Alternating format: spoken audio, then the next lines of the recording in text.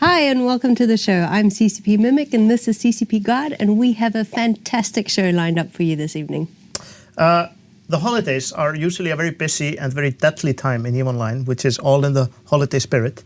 And to tell us a little bit about what we are doing to make it even more busy and more deadly is our executive producer, CCP Seagull.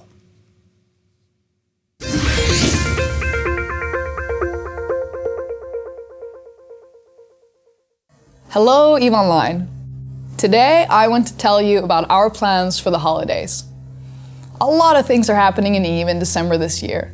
The EVE release on December 8th brings you 13 new ships, including the all-new micro-jump field destroyers. There are new effects and beautiful new ship features like boosters, kill marks, and rust. One personal favorite of mine is the new camera that will be opt-in. It really changes the feel of being in space in EVE. And then I'm pretty hyped about the new destroyers too. I can think of some pretty funny things happening with these and some really cool strategies that people can create when you can jump other people's ships away using these micro-jump fields. You can check on EVE updates to see what exactly is coming to EVE on December 8th. This day will also be the start of Operation Frostline that will run all the way over into the new year. We are modeling Operation Frostline on the things we really liked with the Crimson Harvest. Things to do across all of New Eden, and some serious rewards to go after. This time with new twists, more variety, and some things you've never seen drop before. Keep an eye on the scope and in-game news items. What I can say at this point is that there are pirates, mercenaries, and a new consortium that are all making moves in New Eden. So prepare for some good hunting all over space for the holidays. That's it for today. Thanks for listening and enjoy EVE.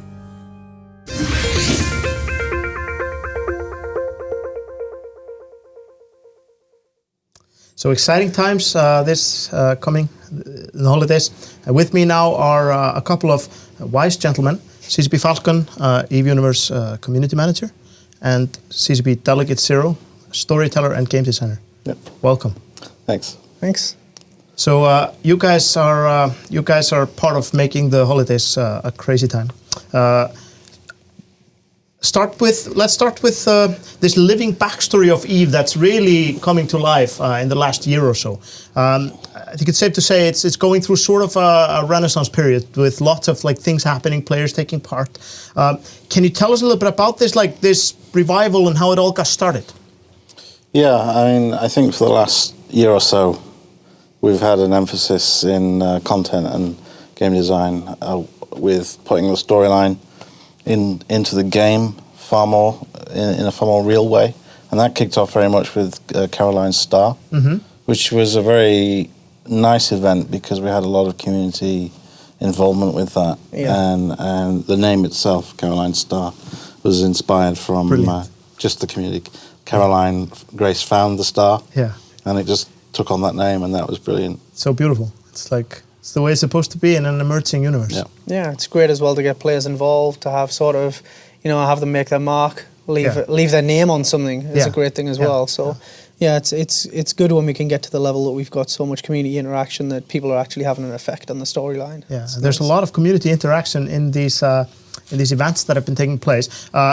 Seagull talked about Operation Frostline in the video we just watched. But before we go into that, let's talk about the Crimson Harvest, which was a recent event that was quite bloody, as was the plan. What did you guys kind of learn from the Crimson Harvest, and how did you think it went? We learned that players like blowing shit up. Yeah, that's one of the biggest things. Yeah, the event was designed just to get people engaged a little bit more, getting people sort of into the game and having a little bit of fun interacting with each other, and then we found out that interaction is, you know, people fighting over the content that was in the Blood Raider sites. Yeah. And it ended up being like these things went from, we thought it'd be like a couple of people running them that enjoy them, that kind of thing, do some PvE, and they all turned into a bloodbath. Yeah. So yeah, it worked out great. Yeah. Very on theme, I guess. So yeah, we threw in something and like people jumped on it, and it became player content where players became content for each other, you know. And we got probably the most messed up scope video we've ever had out of it as well. So. It was a pretty radical scope video. With yeah, exactly. Lots of blood. So just a quick question. I want to ask on behalf of anybody who watched that video. Like that Amarr guy, he's got some issues, doesn't he? Yeah, he's got problems. Yeah, got some problems. But he's dealing with them in his own way. You could say it's all therapy. Yeah, it's all therapy. Okay, so that was a lot of fun, and we had like more participation, more hardcore participation than we thought. So Operation Frostline, that's the next big thing coming up, and that's kicking off in December at the same time as the December release. What can you tell us about it without spilling all the beans? What we can say is there's some very interesting things happening in New Eden. The Operation Frostline is an interesting kind of development on top of taking what we learned from Crimson Harvest, working with those of us on storyline, Falcon, Affinity, and Loki, and you'll see a lot of news, quite a lot of scopes.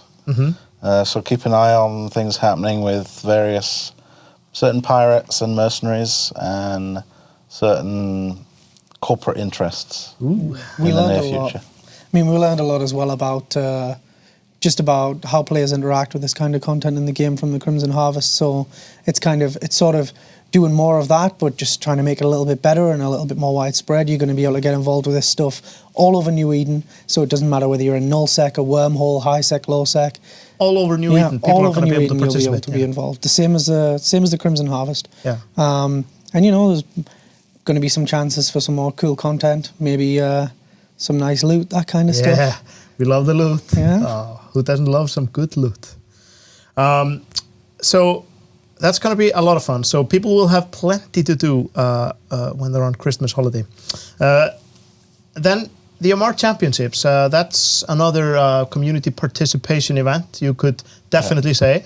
The finals were determined last weekend, and we have Kale on Darklight and Lysus, who are being flown to FanFest with their teams to fight in front of everybody on the big stage. So tell me just, how did you think the tournament went?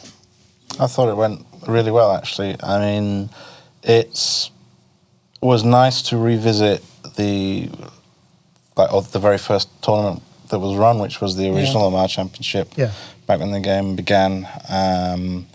And we came together and we thought, how shall we proceed with selecting a new emperor? And which is, why don't we do the Amarr Championship tournament again? Yeah, of course. And it's gone as well, better even than we could expect. Particularly the format, the new format, the way those rounds were devised, and how you got a more focused, more interesting match in many of those matches. Yes, lots of surprises. It was nice that the format really threw some upsets in there as well. I mean, people like Chesser and Elise Randolph getting knocked out super early when they're like really seasoned tournament veterans. They know their stuff.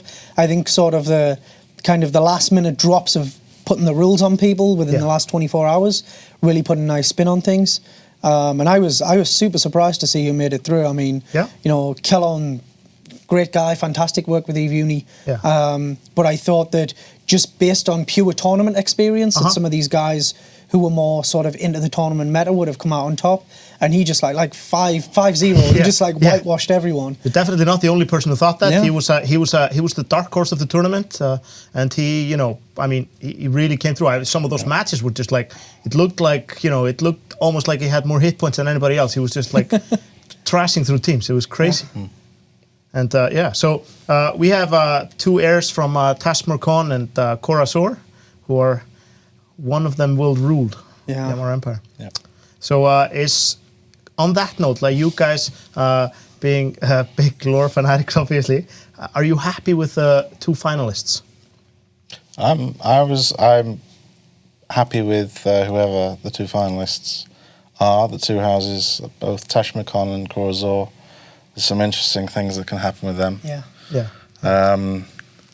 I had a sneaking kind of. I'll admit that I would have liked to have seen Carnid have a crack at the throne, but they do some it cool was not stuff. to be, and it was not to be, and that was decided by Yeah. the tournament. I mean, we knew it could be anybody. Absolutely, and that's the beauty of like letting go of writing the story, and it writes itself in blood. It is. I mean, we saw that back, in 2003 with the first Amarr championships. Yeah.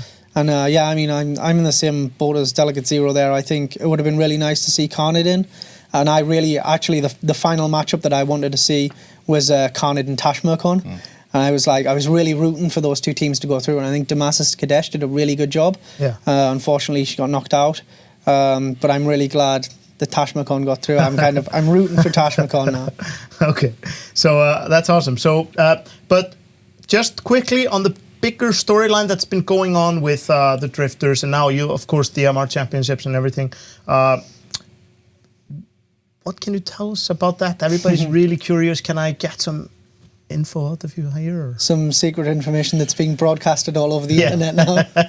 I mean, we've seen the developments with new drifter behaviour and the structures that have been found by various people. There's some more revelations to come in the following weeks and months. There will be a chronicle. We've said this before, but just to repeat, there'll be a chronicle that's on the Society of Conscious Thought. But who are a Jove kind of offshoot, and that will have some revelations in it that relate to that arc. Okay, awesome. So people should keep an eye on it, and as always, you could discover something important before anybody else. So keep your eyes open. There's a lot of breadcrumb trails out there, definitely. There's a lot of CCP Affinity and our team, Space Little, have been working super hard to put some cool content into the game. So there's lots of good stuff out there to discover. And Gunjack is coming out for the Samsung Gear VR tomorrow, actually, in the US. And there's some storyline in Yeah, there's a little bit out there. It's kind of sort of Gunjack is like a little bit. It's kind of Eve Light sort of thing. It's designed to be like pick up and go sort of. A little bit of mobile fun. Yeah, but it happens in the universe. Yes, I'm one of those things right there that's on screen now. Samsung Gear VR. And it's great. It's set on a big refining and mining platform built by Outer Ring Excavations. And you take the part of one of the point defense guys who has to defend the site from like pirates, opportunists, that kind of thing. So I'm thinking we'll have a little bit of backstory coming our way in terms of what those guys get up to. Awesome. Maybe when they're not in the turret. And, exactly. And the kind we of all fun know what they do in the turret. Yeah, the kind of fun that you can have when you're out in the middle of nowhere on a mining colony on your own. I look forward to reading that. So one final question, because I know a lot of people are curious. We've had a tradition of Christmas gifts for EVE players, and you guys are involved with that. Like, anything you can tell us about that right now? Or yeah, I think I've been posting on Reddit as I do. Over the course of the last few hours, there's a few of our eagle-eyed players have found some of the Christmas trinkets already on Singularity. They went out in a build, I think, that it was put out today. So there's a few of the Christmas trinkets are out there, and it's the same tradition that we do every year. It's a little bit of fun at stuff that's happened in the community, maybe some random backstory stuff, and just a little bit of a nod to some of the winners of the Amarr Championships as well. So there's a lot of fun stuff out there. Cool. I saw the one of them that was being talked about on Reddit was the Max Amaria, which is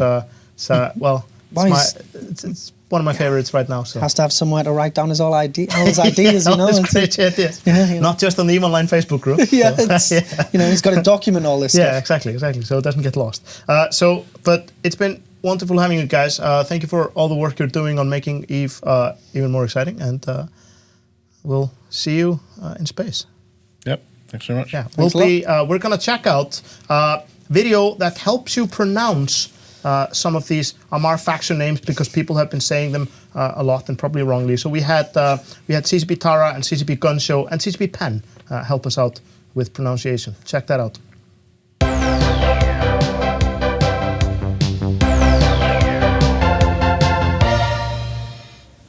Canid. Khador. Cador. Kor. Azor. Corazor. Murkun. Peshmurkon. This is a disgrace. Look at that. We need to find that guy and chop his hands. Ardisapur. Ardishatur. Sarum. Søyrum.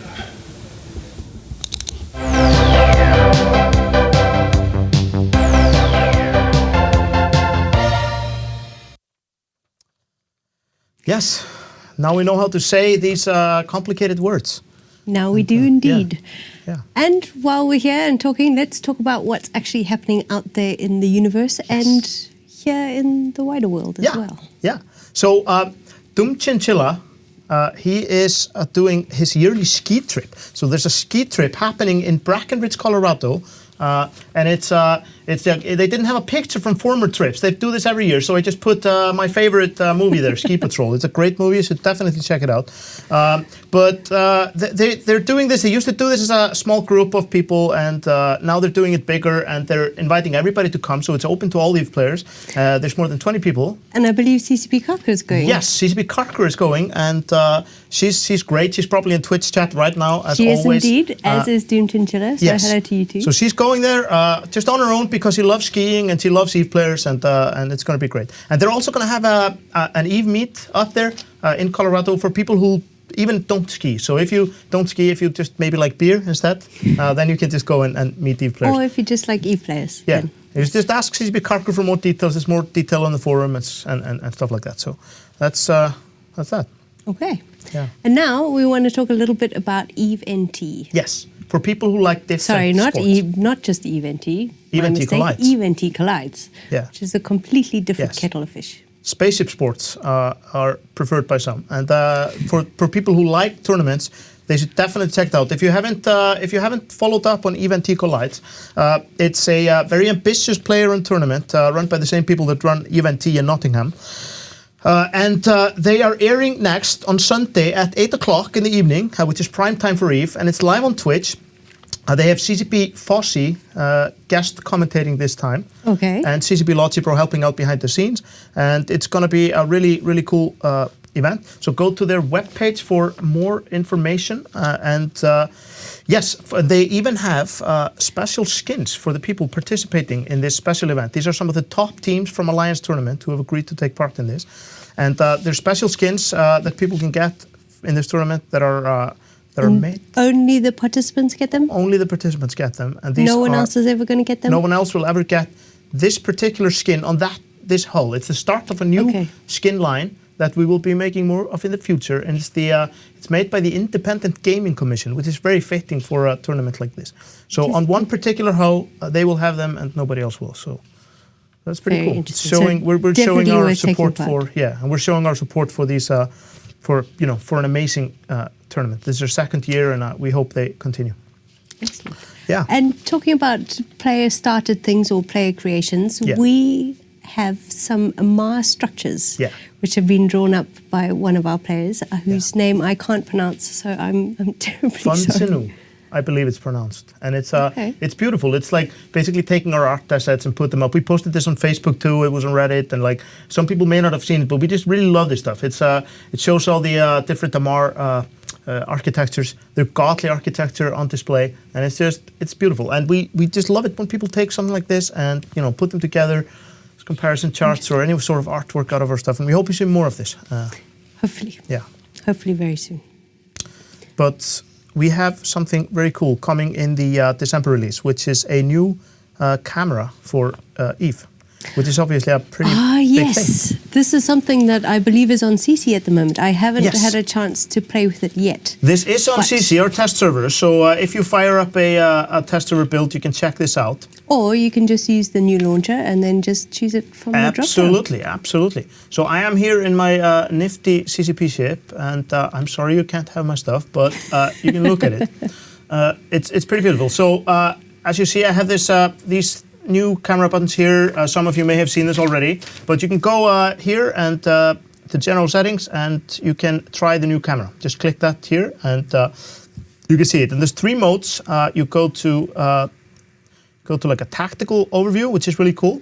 And the hotkey for that is Alt-1, I believe. Alt-1, and you can also use the buttons, but Alt-1, Alt-2, Alt-3, switch between the different modes. What's really cool, you can also set like Alt-Shift, and you can select any other ship to be your focal point, so the camera focuses on that, and your ship is just another thing moving in space, which is awesome. Then we have the orbit camera, which sort of replaces the current standard camera view. What it does differently is that it sort of has more life to it and more movement. So, you can see this. I can select ships in space. And the field of view is much awesome. tighter. It's awesome. And so when your ship is moving, there's kind of like more drift and life to it. So it's kind of cool. And getting those details right is very important. So we want all your feedback. And when this goes in the game on TQ, it's going to be a sort of a soft launch. It's going in as an opt-in feature sometime in December. And we're taking a look at a lot of feedback, and we've already tuned some things that people didn't like and made things feel a little better. And then you also have the first-person view, which is pretty trippy if you've played D for a long time. So you can just use your arrow keys to just kind of fly around and pretend you're flying in Valkyrie until that comes out. But this is really cool. I bet some bumpers might like to use this to make things a little more difficult for them. Yeah. Everybody likes a challenge. I'm sure they will. Okay, and then that's it. Just go check it out. No need to take it from me. Just go check it out on CC and tell us what you think on the test server feedback forums. Okay, and that's all, of course, because it's going to be an opt-in. It'll be through the escape menu, and just choose that you want to try it out. Try the new camera. Easy. Excellent.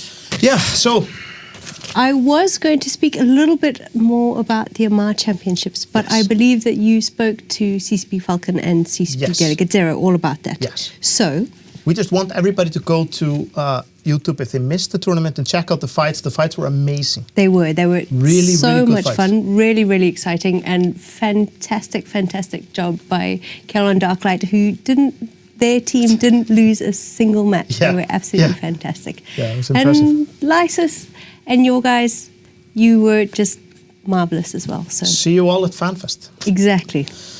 At FanFest. Talking about player gatherings. Yes. CCP Guard and I leave on Monday. I can't wait. We are leaving for Sydney, Australia, and it's going to take us 40 hours door to door to get there, which is just... It's worth it. It's worth it. It's almost unfathomable. I've never done anything like that before. Never even been to the Southern Hemisphere before, but yes, all right. So that's going to be amazing, and it's going to be totally worth it, and we're going to have fun with everybody in Australia. Exactly. Anyone who comes to Eve Down Under, of course, so there's still tickets available for that. They are, and that runs the next weekend, which is November the 27th to the 29th, and every single attendee gets a Quaif Hyperion. A Quaif Hyperion, which is the ship that we made for Eve Vegas this year, and it's a really beautiful ship, as you can see, and like last year, everybody who went to Eve Down Under got a Quaif Megatron, which is the Eve Vegas ship that year, and since they're a month apart, it's we're following that tradition again, and they're getting the Quaif Hyperion, which is going to be great for those who come to Eve Down Under. Exactly, and I need to stop saying that word. I'm very sorry, Twitch. What else is happening this weekend is none other than London, which I believe is their 10-year anniversary. 10-year anniversary, and that's quite amazing. They've been running this for 10 years. Started out as a veto meet, now it's a big meet for everybody, and it's going to be probably 250 people.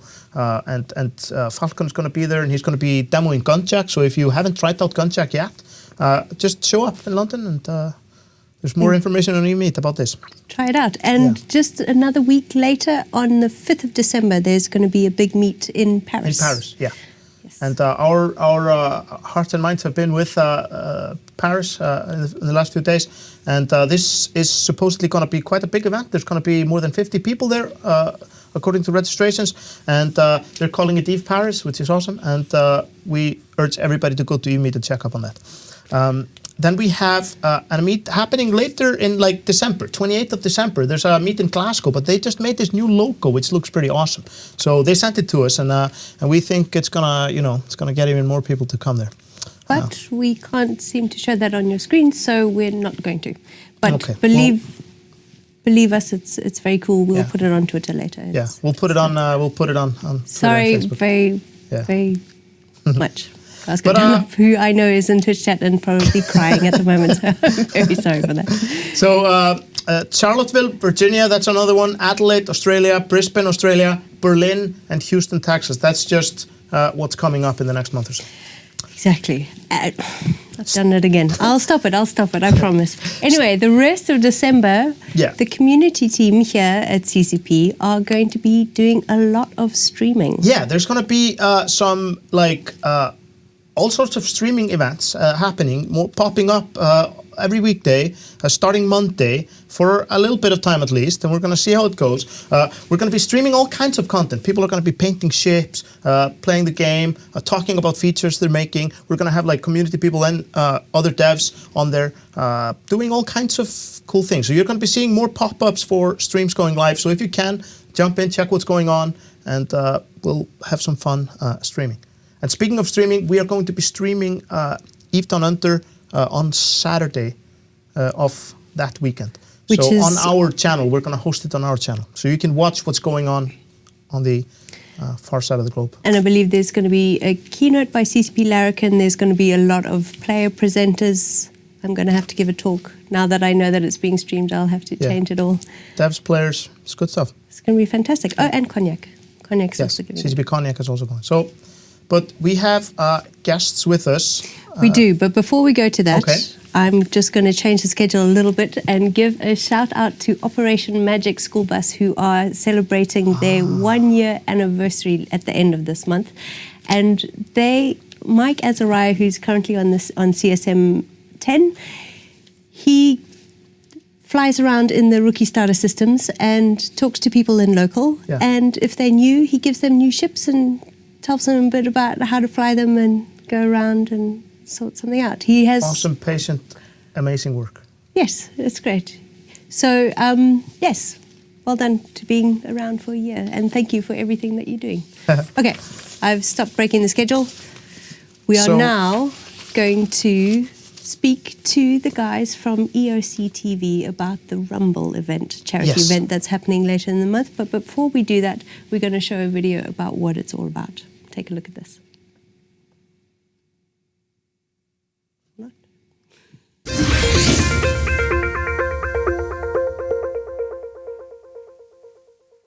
Hey everybody, Manic Velocity here, and I want to tell you a little bit about the EOC TV Rumble event that's coming up.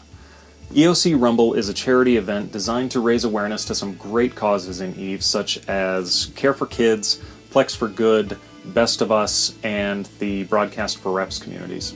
The event will be held on the 29th of November, with 4 teams fighting over a single staging system. There will be plenty of objectives like a Titan to kill. There will be repping towers for each team, and a whole lot more.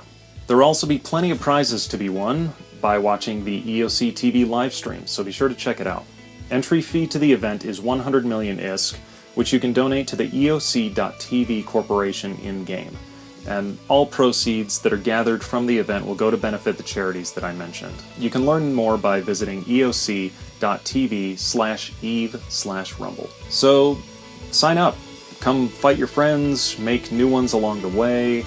We're going to have a great time, and I can't wait to see you there. Thanks.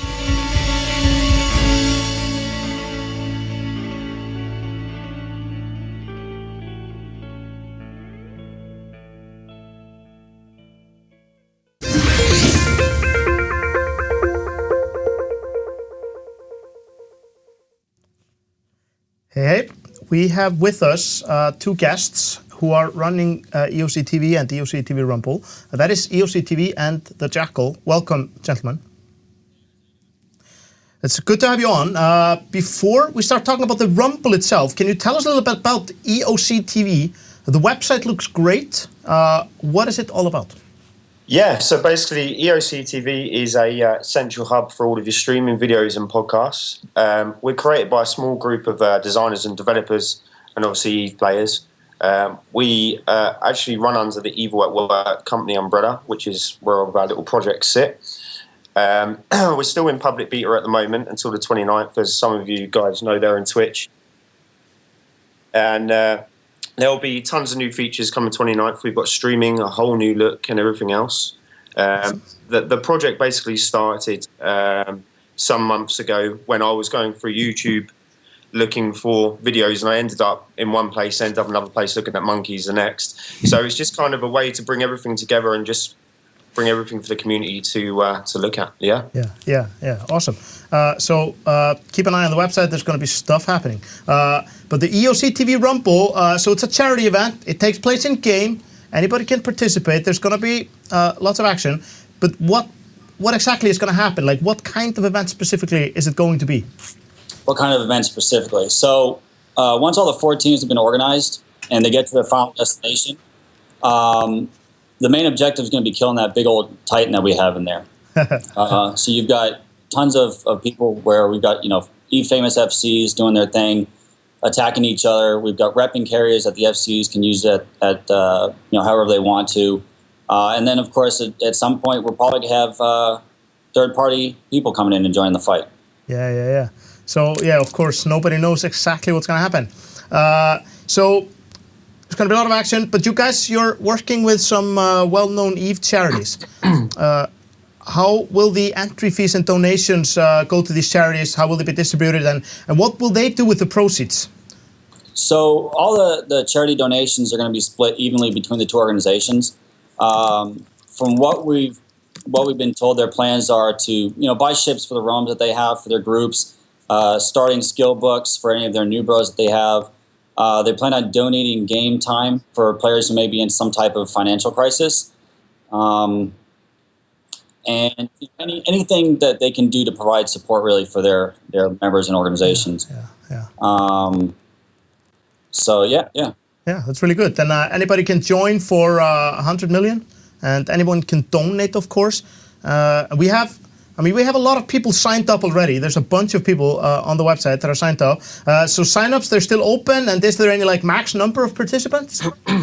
Sign-ups are still open. They're going to be open until a couple of hours before the 2000 hours on the 29th. Okay, nice.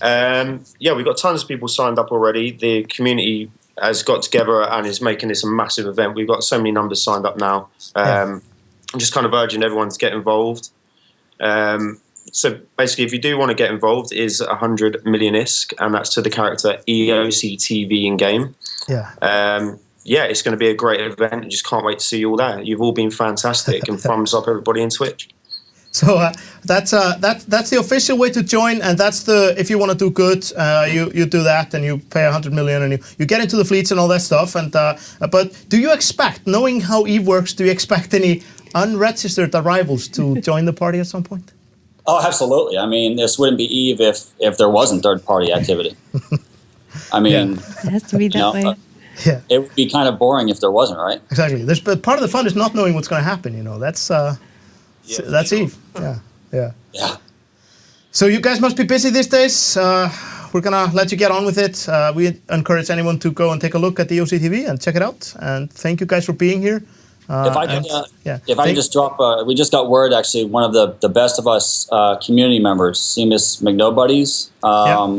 We found out his wife had cancer and her chemo treatments are working. So fantastic! Congratulations to her, and keep up the fight. That's awesome. Good news. Good news. So just a massive thank you to everybody, really, and see you there.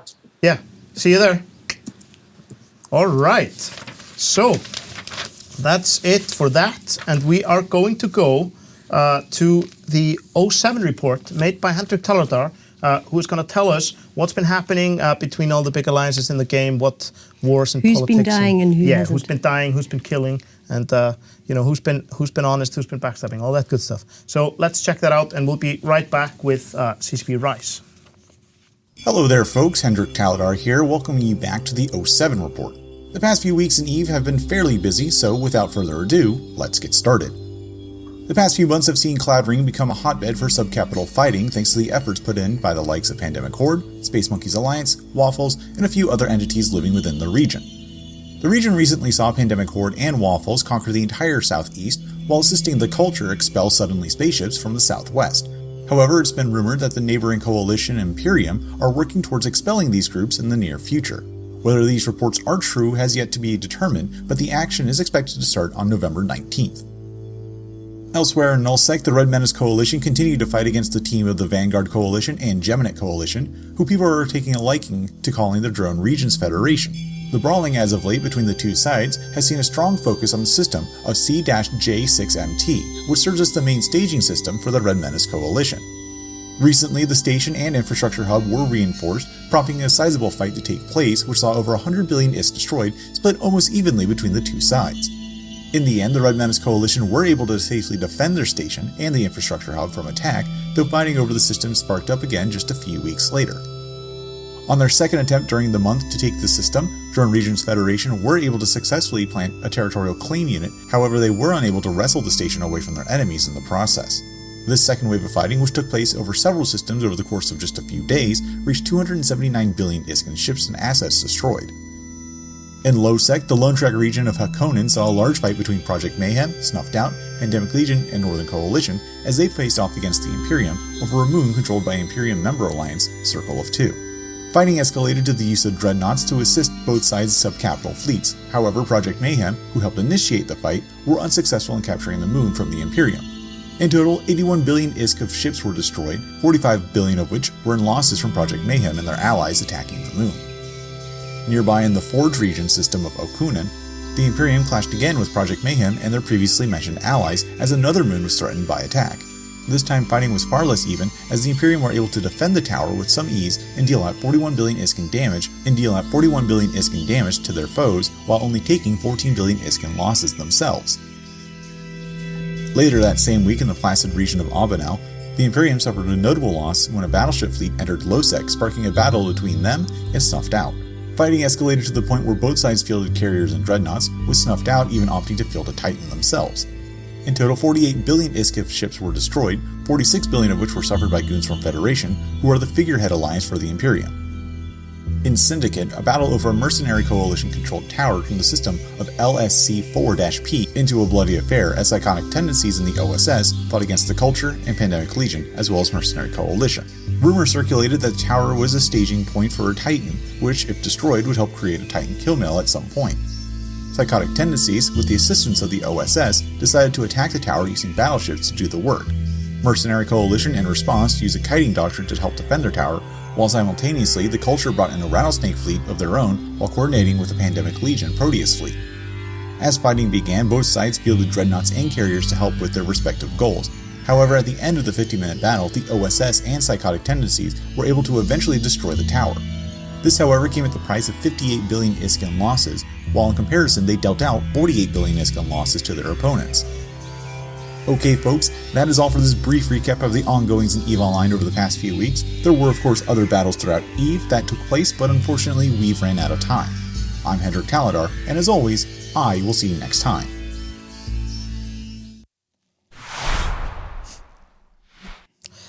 Welcome back. I'm here with CCP Rise. It's just the two of us here, so we're just like chilling out, having some bro time. Yeah, here it's on nice. the 07 set. Yeah, it's pretty nice. Wish we could turn everything down a little bit. Yeah, exactly. Just to relax and unwind. Talk about spaceships. Sounds nice. Sounds nice. And we are definitely going to talk about spaceships. Some very, very interesting spaceships, because you are working on what I think is definitely the craziest feature coming in the December release. And that's the micro jump field destroyers, also known as the command destroyers. Yep. These are 4 new ships. Can you tell us a little bit about where the idea came from, how it's developed? Has it been kicking around for long, or? Yeah, I mean, kind of. It's funny, when we're talking earlier about the show and what we might discuss, you brought this up, and I went back and actually talked to Fozzie as well, because I was weirded out that I couldn't remember when we decided to do it or where the idea came from, and we just, neither of us can, and I realized there's just kind of a mush of ideas. This is the destroyers, by the way, so you guys can see. Yeah, they're really nice looking. Yeah. We asked for pictures of them on Twitter from players, and Kirith gave us this. It took like only a minute as well. I don't know how he did that so fast. So fast. I mean, his artistic skills are only rivaled by mine, I think. But anyway, we've done, over the past couple years since I've been here, we've done several kind of brainstorming, just think of crazy stuff and see if any of it sticks. And modules and ships are one of the easiest things to sort of brainstorm about, and so there's a lot of ideas sort of floating around, and it's weird how sometimes they just get just enough of a nudge to make it into an actual plan, and that happened a few months ago with this idea. We were playing around and mocked up a prototype of it and started realizing what was possible and got really excited. So here it is. And I think there's more people who are excited about it, judging by the reception. So you've been talking about these on the forums this week in some detail. We talked about them at eVegas a month ago, and they are on Singularity already, our test server, where anybody can just jump in one and try them out. But if someone has been, let's say, living under a rock for a month and they don't know anything about this, what is it that makes these ships special? Okay, so there's two sides. One of the ideas was to have command destroyers, support Warfare Link small ship, and we had always imagined we'd do that once we'd done a total rework on the way Warfare Links work. But we decided this was a good time to put those in because we had this other idea as well. So that's part of it. These are Tech 2 destroyers that run gang links. They run them at 2% bonus per level in the skill, so the same as Tech 3 cruisers. Not as strong as command ships, but that's kind of one side. The other side is they get exclusive access to a new module that works kind of like a micro jump drive. You activate it, it spools up. This is a micro jump drive here, a normal one. So this is the normal one. Takes 9 seconds or so for this to spool up, and when it's done, kicks the ship 100 kilometers forward. Exactly. And then goes on to like 160-second cooldown before you can use it again. So we took that idea and made a new module, but instead of just moving your ship, it takes all the ships around you. So in this case, you have one of the destroyers here, and then Raven battleship next to it. Spools up and slings all the ships that are in that radius forward 100 kilometers and then goes on to a cooldown.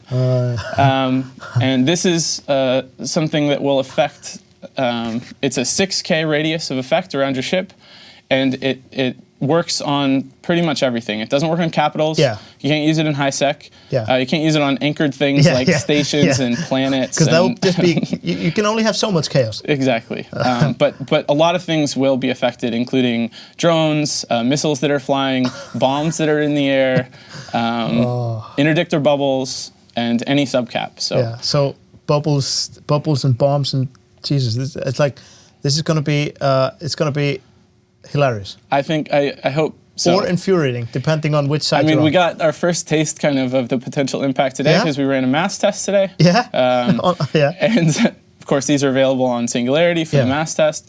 And so apparently when QA were trying to get everybody organized and get things going, just chunks of the fleet were moved away from the fleet constantly, and they couldn't get everybody in one place. And that may be a taste of what's to come. We'll see. CCP getting a taste of its own medicine. Exactly. Which is only fair, because there's going to be a lot of people getting a taste of this in our December release, December 8th, slated for, So the names of these ships, I want to just like these are obviously the Magus, the Pontifex, the Bifrost, and the Stork, which is my favorite. Yeah, mine too. And these are obviously, they're all referring to like either building bridges or moving humans somewhere else.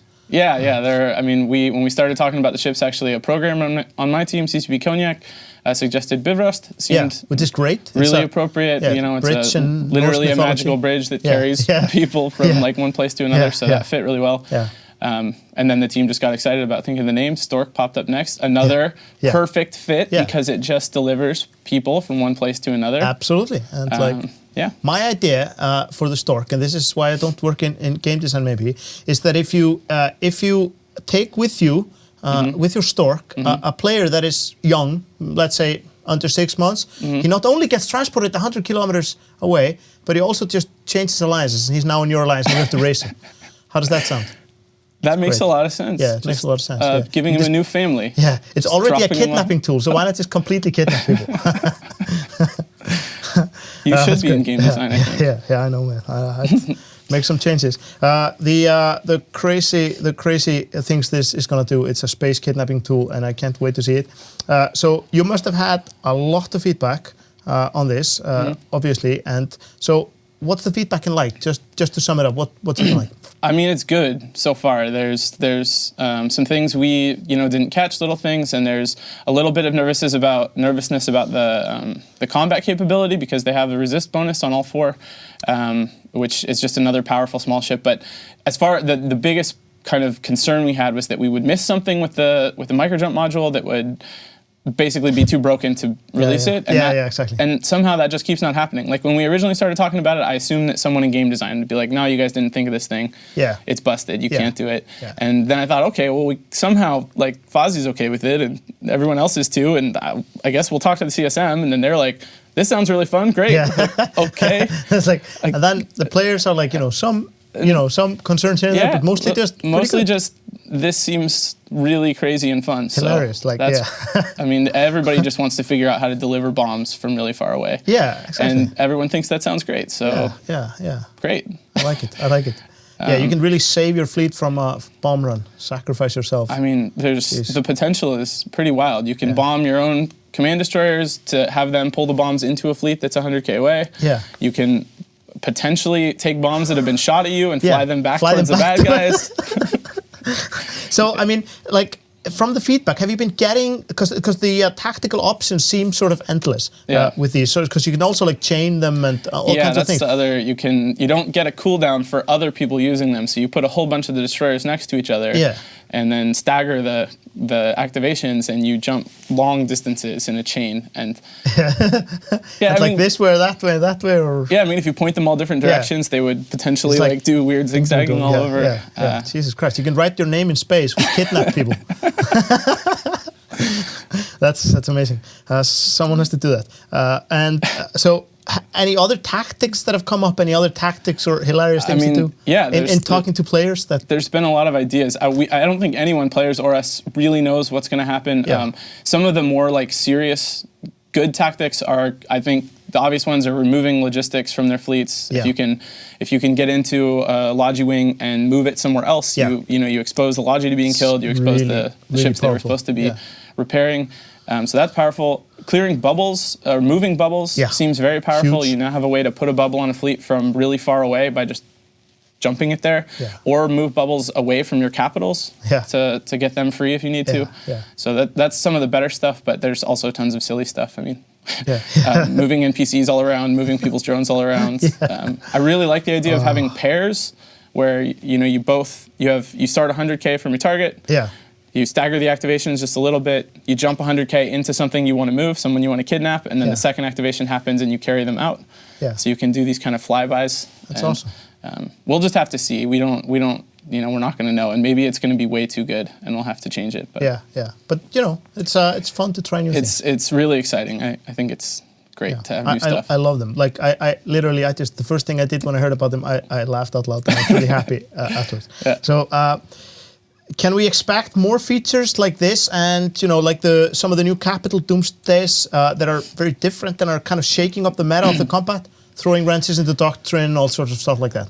Yeah, I mean, there's some tension between goals. I think we really love the idea of this kind of stuff because it gives us a way outside of just pure numbers balance to have a big effect on what's happening. So, for instance, with logistics. It's really tough to get it in a good balance point. I know a lot of players right now feel like logistics is too powerful, and they would wish that it wasn't quite so dominant because then the fights would be bloodier. Mm-hmm. But when you try and just change numbers, it's often really tough to find a place that works, especially because we have so many ships in EVE that finding room to tune within between classes, for instance, is just really hard. Yeah. And so stuff like this is great because it's just totally separate to that. It's a completely different type of mechanic. It uses a lot of player skill. It scales. It's not an N+1 thing like a lot of the just pure number stuff is, where it's always better to have another Maelstrom. It won't always be better to have another Bivrust, but you might want some, and that's great. At the same time, I think we have to, kind of be careful how many. I see players use the word gimmicky sometimes, and I think having too many of these unique mechanics that have all their own rules and do kind of weird stuff can really add to the huge complexity kind of. EVE is already a little complex. It's already a little complex, and each time we have some of these new special things.